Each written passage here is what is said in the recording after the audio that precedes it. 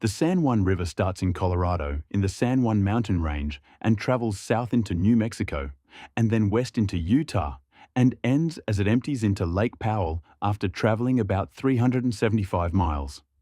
It travels right behind the famous rock formation called Mexican Hat in the very southeast corner of Utah and then moves west to the canyons called the Goosenecks at the appropriately named Gooseneck State Park.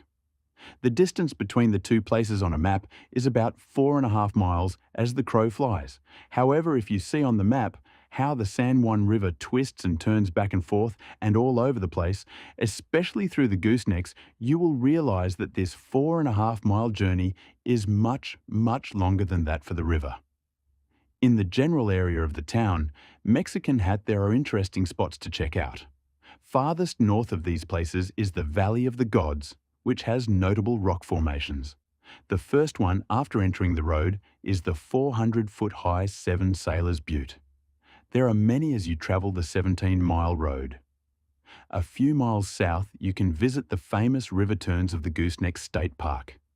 Here you can look out from the cliff rims above the San Juan River as it slowly moves back and forth. Not much else to do there. You can camp there in several spots without any hookups.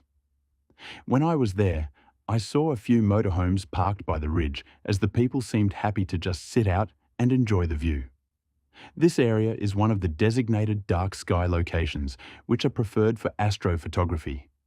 I had planned on trying that for the first time on this trip.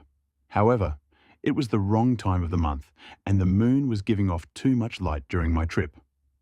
To the east of the Goosenecks, right off Utah Highway 163, is the Mexican Hat Rock. This formation got its name because it resembles an upside-down sombrero. The rock is much bigger than it looks from a distance. It measures 60 feet by 12 feet and is estimated to weigh 30 tons. Behind the hill with the hat, the San Juan River runs by. By the time the river gets to Utah, the water looks rather green and muddy, much like the Green River to the north. The rock layers are very interesting in this area. They seem level on the west side of the river, but on the east side, the layers quickly turn upwards in a steep incline with deep red coloring. Mexican Hat Rock, like many places, does not want drones flying over. My drone video was done with the zoom lens on it and was taken from quite a distance away. Enjoy a taste of the very southeastern corner of the colorful state of Utah.